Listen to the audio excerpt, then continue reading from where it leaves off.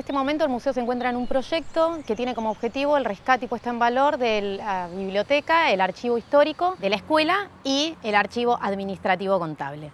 El archivo y la biblioteca del Museo de la Cárcova básicamente está conformada por un núcleo que tiene que ver con la historia institucional de lo que fue la Escuela Superior de Bellas Artes, que fue una institución que se crea en los años 20, dirigida por Ernesto de la Cárcova en su principio, que implicó la primera institución o instancia de educación superior de la educación artística. Entonces es un archivo que tiene, por un lado, algunos periodos bastante demarcados que tienen que ver con el tipo de institución que se fue desarrollando aquí en esta sede, que hoy en día es el Museo de la Cárcova, y por otro lado tiene una diversidad documental bastante interesante. Una de las cuestiones más interesantes es que es una biblioteca que comienza a formarse con la Escuela Superior de Arte en la década del 20 y multiplica su material en la época de Alfredo Guido, que fue rector de la institución durante 30 años. Y el material con el que estamos trabajando, además de los archivos históricos y el material administrativo, cuenta con colecciones de arte, monografías de alumnos de la década del 20, del 30, del 40, que después se convirtieron en artistas o exponentes de lo que fue el arte argentino. Hay una parte que tiene que ver más con la vida institucional y la vida administrativa de lo que fue la Cárcova y lo que hoy en día es la universidad. Es decir, hay desde recibos de sueldos hasta inventarios sobre los horarios de las modelos que tenían que venir a la institución, hay legajos de lo que eran los estudiantes, de lo que eran los docentes. Un libro muy lindo que tenemos es el libro del registro de personal, en donde todos los días, tanto el personal docente como lo que hoy llamaríamos no docente, tenía que venir a firmar. Y por ejemplo, inclusive encontramos algunas cosas como las firmas de los profesores.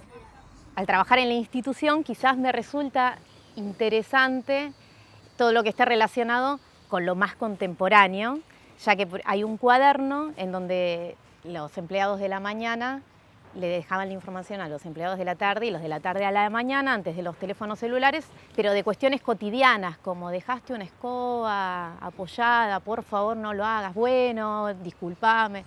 Otros de los documentos tienen más que ver con el día a día de la institución, que son como objetos mucho más, vamos a decirle, jocosos o mucho más atractivos, porque tiene que ver con los trabajos de los estudiantes, con qué era ser un estudiante en la Escuela Superior de Bellas Artes. Hay algunos trabajos, hay fotografías de la época, de los estudiantes acá en el jardín, participando de un coro, pintando un mural, haciendo todo tipo de actividades que implicaban en la vida institucional. Los estudiantes tenían que escribir monografías de estética y un poco nos muestran la variedad de temáticas, de preguntas, de autores y de temas que se trataban en estas clases. Por ejemplo, una monografía de Elba Villafañe trata sobre la intuición en el arte. Los títulos son muy lindos, hay algunos títulos que son como ¿puede progresar el arte? ¿Existe el arte nacional? En forma de preguntas, entonces son más ensayísticas. También otra cuestión que es muy interesante de las monografías es que se compilaron en los formatos manuscritos, entonces cada estudiante aportaba un diferente tipo de papel. Por ejemplo, en este caso tenemos un cuadernillo del Consejo Nacional de Educación que reutilizó un estudiante para escribir. Tenemos otras en papel de cuaderno, otras en papel más grande, dobladas. Y además tenemos desde ya todos estos rastros, todas estas huellas manuscritas de lo que era la propia caligrafía de estos estudiantes. En síntesis, estas monografías de estudiantes son una forma de adentrarse no solamente a lo que era cursar una materia teórica en la Escuela Superior de Bellas Artes, sino que también es una forma de un poco invadir, atisbar lo que eran los pensamientos de estos estudiantes que se estaban formando en la escuela. Y finalmente hay otra parte que también es muy importante que tiene que ver con la biblioteca de la institución, que fue un acervo que fue armado programáticamente por parte de las autoridades de la institución, que tenía que ver con coleccionar, con reunir y con tener a disposición una variedad de materiales relevantes para la educación artística, para la historia del arte, para las artes en general, que estaba conformado por un núcleo de muchos libros. Era una biblioteca de consulta, era como inclusive casi, se podría decir, una de las bibliotecas más importantes en determinado momento de historia del arte o de las artes acá en Buenos Aires.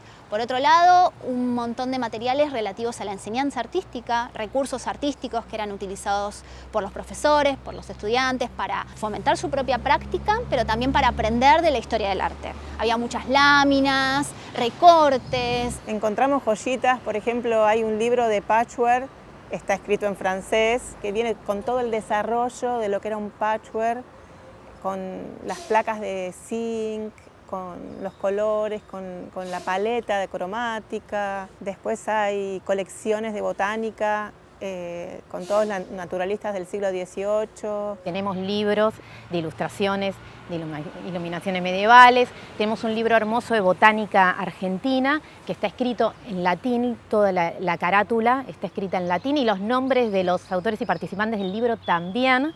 Ese es muy particular, además por las dimensiones que tiene. Hay libros con grabados, con litografías originales de artistas, algunos, por ejemplo, del barrio de Belgrano, de Palermo, de Alfredo Guido como autor, cartas originales, materiales absolutamente diversos.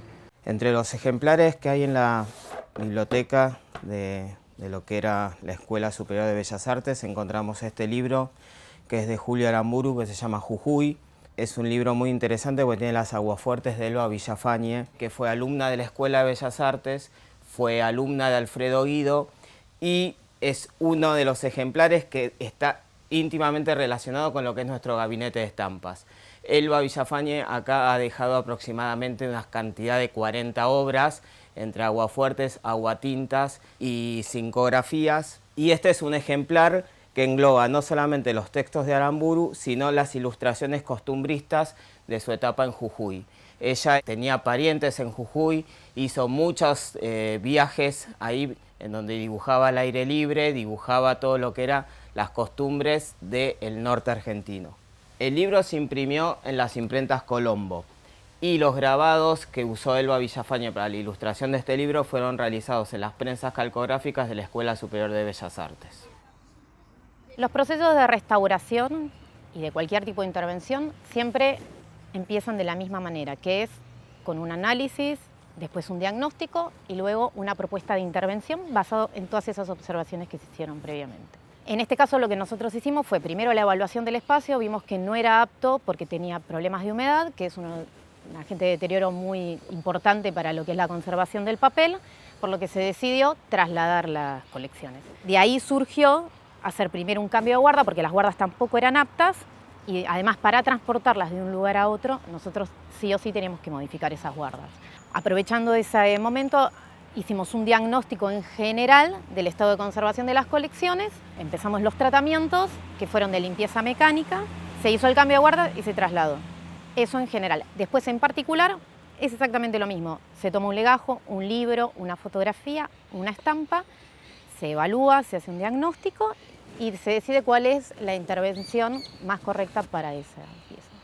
Para estabilizar las piezas, lo que nosotros hicimos fue intervenir con estrategias de conservación curativa, como es la limpieza mecánica en seco, que comenzamos con las pinceletas, ya sea en tapa, cantos, lomo y anverso de los libros.